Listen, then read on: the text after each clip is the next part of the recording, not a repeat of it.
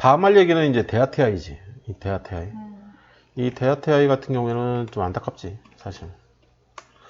내가 자기가 이제 이거 청산할까 물어봤을 때도, 절반 매도 정도만, 우리가 지금 몇 주를 들고 있는 거지? 200주 들고 있는 건가? 그 정도 해서 얼마 안 들고 있는 걸로 내가 기억을 하는데 200이나 500주 정도 들고 있을 것 같아. 500주 그래서 들고 1차 매수 물량인 거지 사실. 500주. 그지? 최소 200만 원이니까 500주 들고 있는 게 맞을 것 같고. 340만 그래서 그러니까 340만 원이라는 게 이제 우리 단주 맞추기 하잖아. 그래서 200주다면 500주를 들고 있어야 되니까 당연히 500주가 이제 1차 매수 물량인 거지. 그 정도 들고 있는 거고, 양봉이고, 오늘 사는 날이고, 361 정선 돌파. 그래서 자기가 판다고 했을 때, 뭐 굳이 1% 먹고, 이 8만원 종목은 아니거든, 얘가. 난 또 그래서, 자금을 빨리 모아야 된다.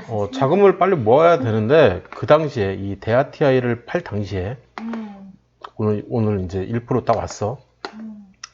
팔 당시에, 우리가 들고 있는 애들 중에, 우리가 이렇게 들고 있잖아.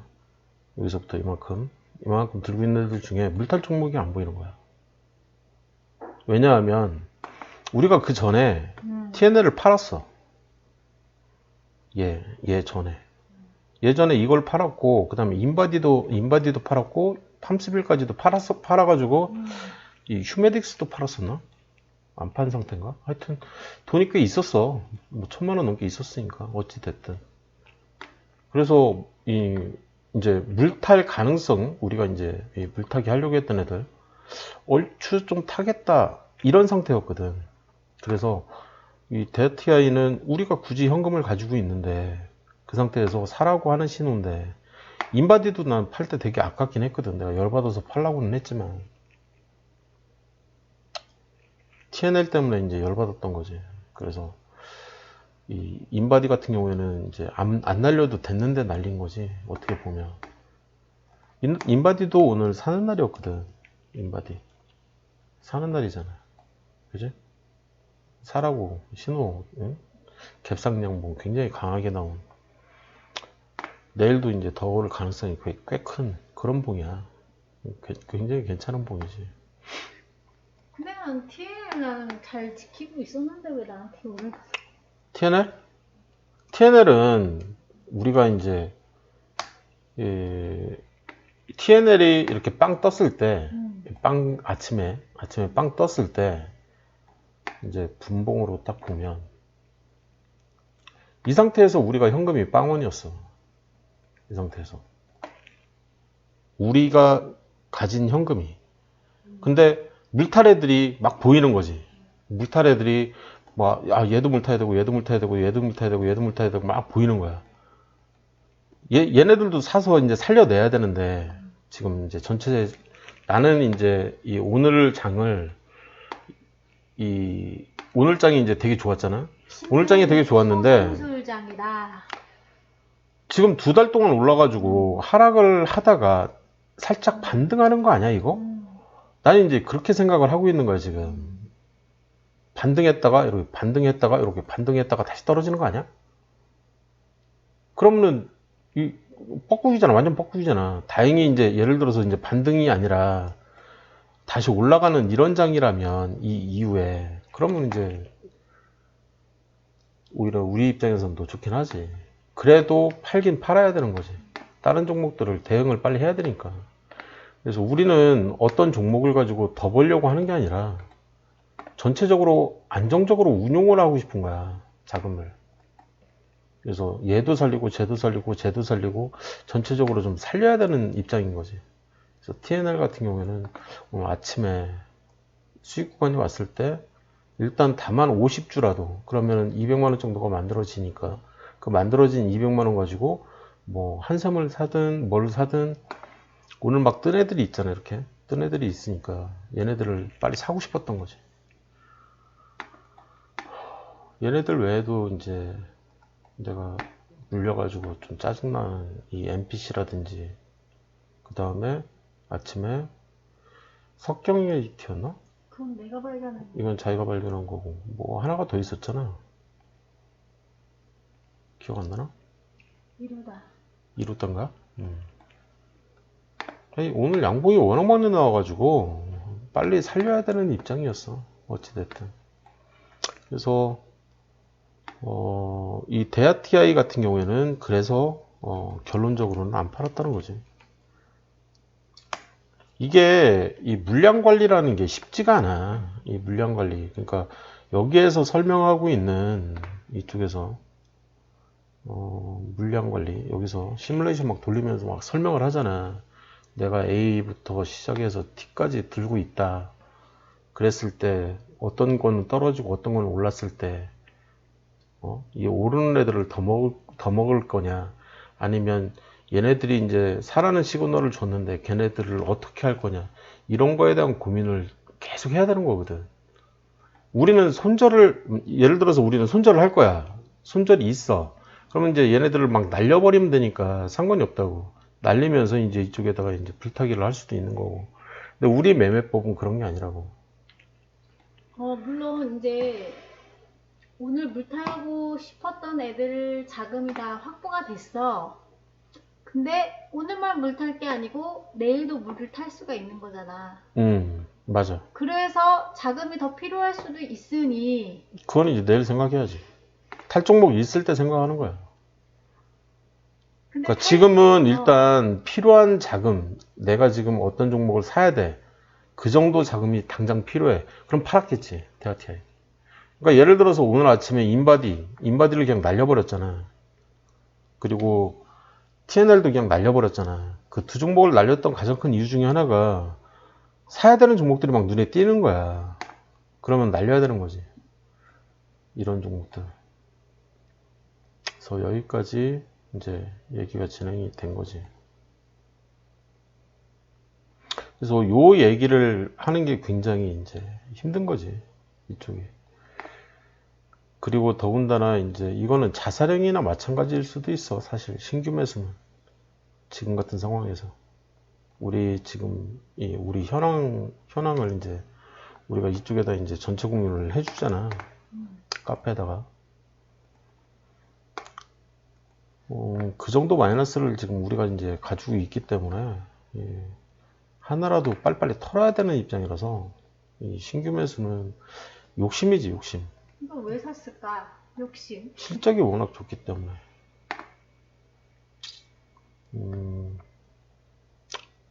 여기까지 얘기를 하고 오늘 이제 자기한테 본격적으로 알려주고 싶은 게 이쪽이었는데 뭐 내일 알려줘도 상관은 없으니까 실적 기반의 얘기들.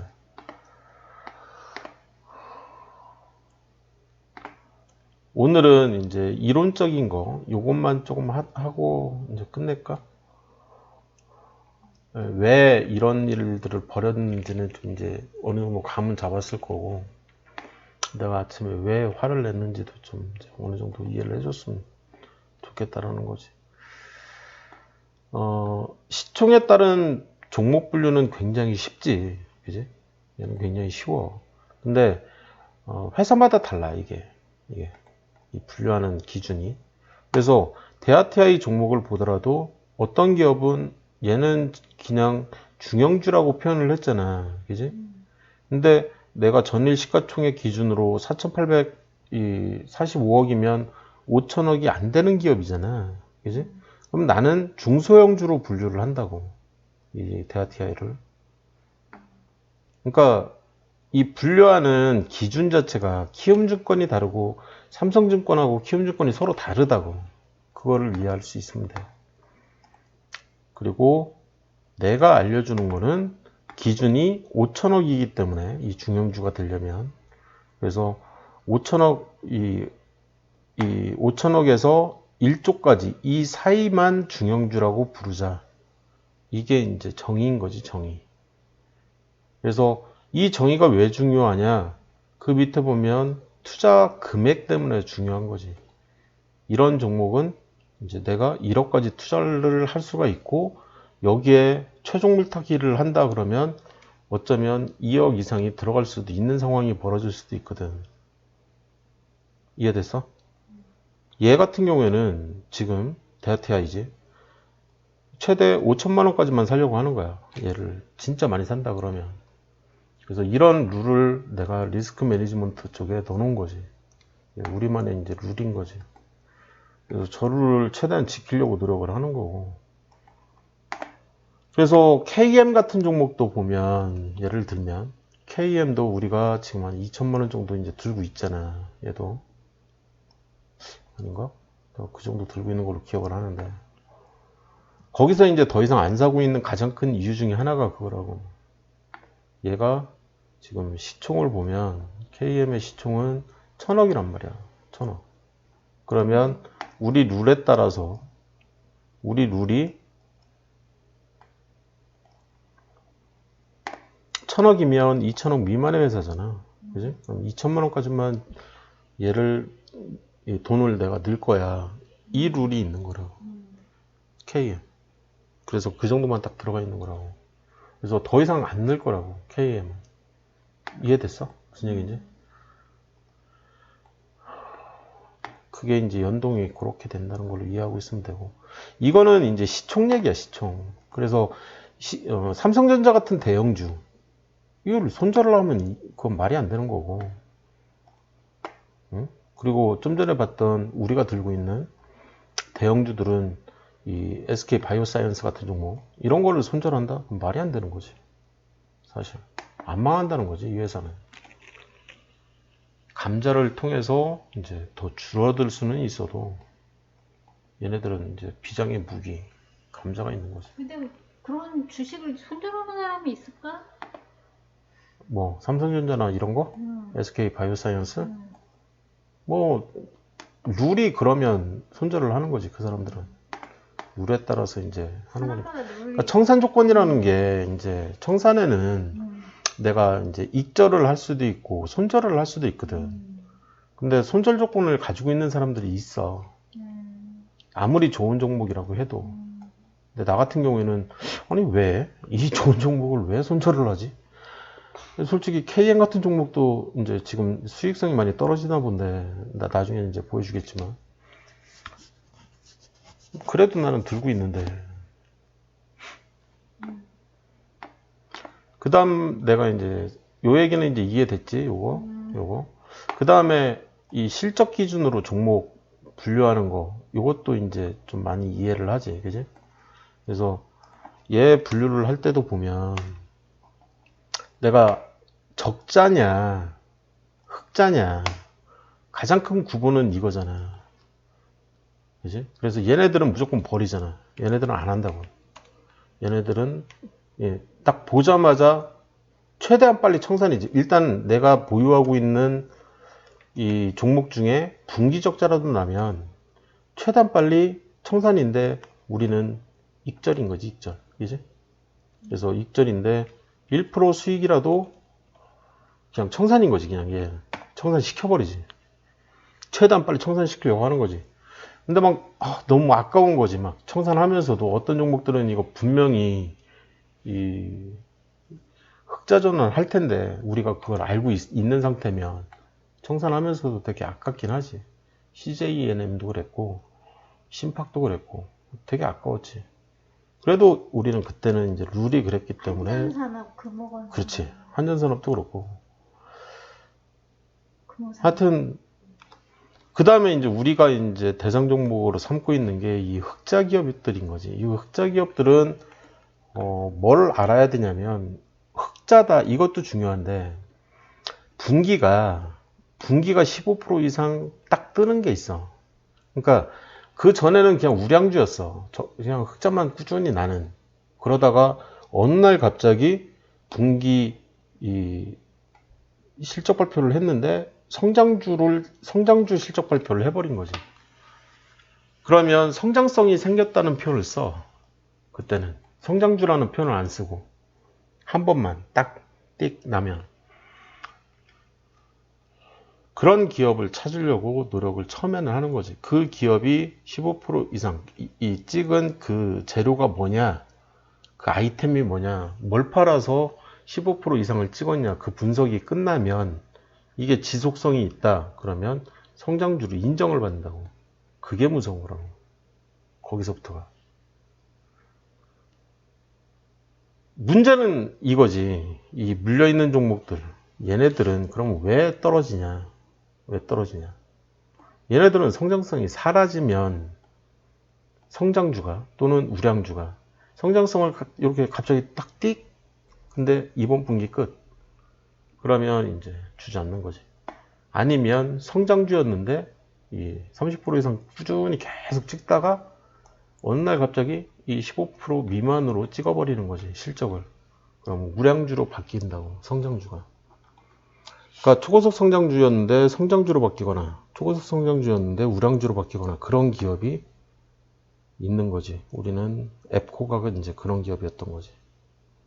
이쪽 초고속 성장주에서 우량주로 바뀐 기업이었던 거지. 저 어제 봤지. 그 다음에 성장성이 이제 생겼다가 없어진 기업, 그런 게 이제 남아산업이라든지 한국도시신탁 이런 애들이 이제 그런 종목이 아닐까, 그런 생각이 좀 들고, 이제 실질적으로 이제 확인을 해봐야 되겠지. 지금 2분기 실적이 이제 나와야 돼. 나와야 그게 이제 확인이 되는 거지. 알만한 사람들은 이제 좀 어느 정도 이쪽 업계에 있는 사람들은, 알만한 사람들은 다 아는 거지. 그게 이제 성장성이 발생한 우량주, 이 부분을 이해할 필요가 있는 게 이제 그런 게 있고, 거기에 이제 작전주, 이것도 이제 별도 과정이지, 우리 같은 경우에는. 그래서 이 작전주도 좀 이해할 필요가 있는 게 스텝 3에서 내가 이제 이 작전주 이해해가지고 가리키고 있는 부분이 있는 거고, 이게 이제 굉장히 많지. 그래서 책도 쓴 거고, 이거 관련해가지고. 내가 직접 쓴 건 아니지만. 그래서 얘만 해도 뭐 100페이지가 넘어가니까, 그래서 책이 한 권이지, 사실. 그래서 이거 관련돼 가지고도 또 있는 거고. 그래서 우리가 이제 이 주식 교재 얘기를 할 때, 내가 이제 이 작전주, 우리가 이제 나하고 저기 공동저자로 돼 있는 거, 그 책 같은 경우에 필수서로 이제 너나치 처음에는 이제 쪽팔려가지고 그냥 놔뒀는데, 어차피 우리가 이제 여기서 가리키고 있기 때문에 한 번씩 읽어봤으면 좋겠더라고요. 그래서 그 책 같은 경우에도 나는 굉장히 괜찮다라고 생각을 하고 있으니까. 이건가? 그 다음에 이제 급등주. 급등주는 얘도 이제 스텝 3에서 내가 이제 얘기를 해주는. 그리고 이제 대장주와 대장주, 이 선도주, 이런 개념은 내가 이제 VIP 과정에서 별도로 이제 투자를 알려주면서 저 개념적인 설명을 막 하는 거지. 그래서 그거는 이제 이 중장기 투자, 내가 이제 투자를 얘기를 할 때 중기나 중장기 또는 장기, 이런 투자를 얘기를 할 때 필요한 개념이 이제 선도주 또는 주도주, 대장주, 이런 개념이 필요한 거지. 근데 이런 개념을 알고 있기 위해서는 그 앞에 급등주를 먼저 알아야 돼, 사실. 그리고 작전주하고 테마주, 여기에 보면 이제 아직 테마주는 없지만, 테마주도 사실 이제 주도주하고 선도주하고 거의 비슷한 말 아니야? 비슷한 말이야. 비슷한 말이지. 근데 약간 차이는 있지. 차이가 있기 때문에 말이 다른 거지, 이렇게. 그래서 구분할 수 있으면 이제 실력이 있는 거고, 이 하나하나의 단어에 대한 정의를 좀 내가 내 나름대로 가지고 있다 그러면은 이제 그거를 전 종목 이제 3,000개 종목에다가 그대로 똑같이 대입을 해버리는 거거든. 그러면 내가 어떤 종목을 할 때 예를 들어서 KM을 해. 그러면 이 종목은 소형주지 당연히. 그러면서 이 차트를 딱 보면 알겠지만 살벌하지, 그지? 그리고 거기에 기관의 디지털 시그널, 내가 항상 얘기하는 그게 있었냐? 있었지. 기관의 디지털 시그널. 그래서 매핑이 잘 되냐? 잘 되지 지금, 그지? 무슨 얘기인지 알지? 여기서 변곡점이 생기잖아. 여기서 변곡점이 딱 생기잖아. 여기가 저점이잖아요. 그지? 여기서 어떤 신호를 주니까 저점이 만들어지잖아. 여기도 마찬가지지. 여기서 뭔가 신호를 주니까 날아가잖아. 여기도 마찬가지고, 여기도 마찬가지고. 이런 이 위에 주가하고 이 기관의 보유 수량이 이렇게 디지털 시그널을 딱 보냈을 때 작전주인 거지, 사실. 요즘엔 작전을 그래서 안 펼치나요? 이 작전주를 이해를 하는 것도 되게 중요하다고, 사실. 근데 이런 얘기들은 워낙 이 분량 자체가 저런 내용들을 이해를 하려면 뭐 책 한 권 얘기니까. 그래서 아예 책으로 써버린 거지. 그게 이제 작전주 얘기인 거고. 우량주도 마찬가지야. 책 한 권 얘기야. 성장주도 책 한 권 얘기고. 내가 이제 심플하게 그냥 실적 기준으로 얼마나 심플해. 그냥 이 정도만 알고 있어도 이제 머릿속으로 일단 암기지, 사실 요거는. 그 다음에 이제 테마주라든지 이 테마주도 이것도 이제 키움증권에서 얘기하는 테마와 예를 들면 이 네이버에서 얘기하는 테마와 다음에서 얘기하는 또 테마와 이게 다 달라. 이게 이 분류하는 분류법이.